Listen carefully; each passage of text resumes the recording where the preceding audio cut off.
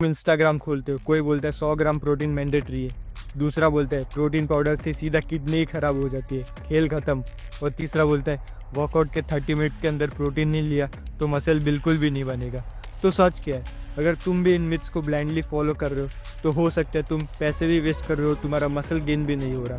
तो आज हम प्रोटीन के सबसे बड़े मिथ्स को साइंस के साथ ब्रेक करेंगे। तो सबसे पहले एक स्टोरी सुनो। दो दोस्त थे, सेम दिन जिम ज्वाइन किया, दोनों सेम वर्कआउट करते। 6 महीने बाद एक का बॉडी कम्प्लीटली ट्रांसफॉर्म हो गया, दूसरा ऑलमोस्ट सेम दिखता है। डिफरेंस क्या है? वर्कआउट नहीं, जेनेटिक्स बिल्कुल नहीं, प्रोटीन। लेकिन सिर्फ प्रोटीन की क्वांटिटी नहीं, प्रोटीन के बारे में उनकी अंडरस्टैंडिंग।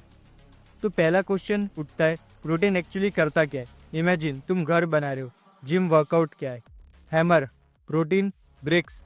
हैमर से घर नहीं बनता, सिर्फ ब्रिक्स से भी नहीं बनता। दोनों बिल्कुल चाहिए, दोनों दोनों एक दूसरे के बिना कोई काम के नहीं है। इसी तरह मसल ग्रोथ के लिए वर्कआउट और प्रोटीन दोनों ज़रूरी है। तो सबसे पहला हमारा मिथ है, more protein equals to more muscle. कोई बोलता है, ये सबसे कॉमन मिथ है, लोग सोचते हैं जितना ज़्यादा प्रोटीन उतना ज़्यादा मसल। कोई बोलता है मैं 140 ग्राम प्रोटीन लेते हैं, 150 ग्राम, 200 ग्राम, 210 ग्राम। लेकिन रियलिटी क्या है? एक लिमिट के बाद सिर्फ प्रोटीन बढ़ने से मसल मैजिकली ग्रो नहीं होता। अगर ट्रेनिंग और कैलोरीज सही नहीं है तो एक्स्ट्रा प्रोटीन अलोन सिचुएशन नहीं है। लेकिन सबसे डेंजरस मिथ ये नहीं है, सबसे डेंजरस मिथ तो अभी बाकी है। Myth number 2 is protein powder is dangerous. India में प्रोटीन पाउडर को एक विलन बनाया गया है। सबसे पहले प्रोटीन पाउडर कोई मैजिक केमिकल लिए, ये बस मिल्क से निकला गया एक प्रोटीन है, जैसे पनीर, वे। हेल्दी पीपल के लिए reputable protein powders generally aren't shown to damage healthy kidneys. बोलते हैं अगर तुम्हारे किडनी में कोई प्रॉब्लम है, लोग बोलते कि डॉक्टर को दिखाओ। पर प्रोटीन पाउडर किडनी को कोई डैमेज नहीं करता। इंडिया में पता नहीं प्रोटीन पाउडर को एक बहुत ही विलन बना दिया गया। And the myth number 3 is 30 minutes anabolic window. तुमने सुना होगा वर्कआउट के बाद 30 मिनट्स के अंदर प्रोटीन नहीं पिया तो वर्कआउट वेस्ट हो गया, तुमने जो भी मसल का वर्कआउट मारा है उसका कोई फ़ायदा नहीं। लेकिन रियलिटी क्या है? रिसर्च सजेस्ट करते कि daily protein intake overall meal timing ज़्यादा इंपॉर्टेंट होता है देन स्ट्रिक्ट 30 मिनट डेडलाइन। अगर तुमने वर्कआउट के आसपास प्रोटीन रिच मील लिया है तो पैनिक करने की बिल्कुल भी ज़रूरत नहीं है। And the myth number 4 is vegetarians can't build muscle. अगर तुम वेजिटेरियन हो तो शायद ये लाइन तुमने कई बार सुनोगी, लेकिन वेजिटेरियन के पास भी प्रोटीन के सोर्स है, जैसे कि पनीर, मिल्क, कर्ड। ऐसे बहुत सारे वेजिटेरियन के पास सोर्सेस है।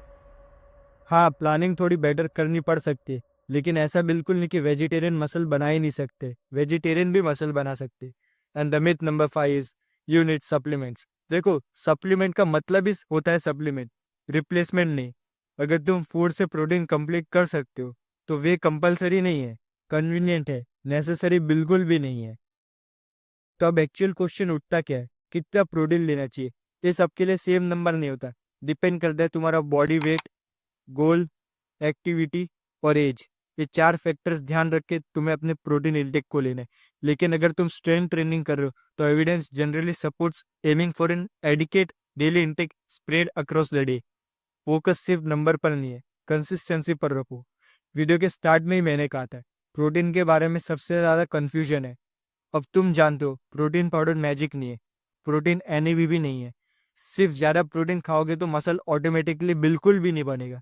मसल ग्रोथ का एक सिंपल फॉर्मूला है, progressive overload, enough protein, recovery, consistency. Myth नहीं, साइंस फॉलो करो।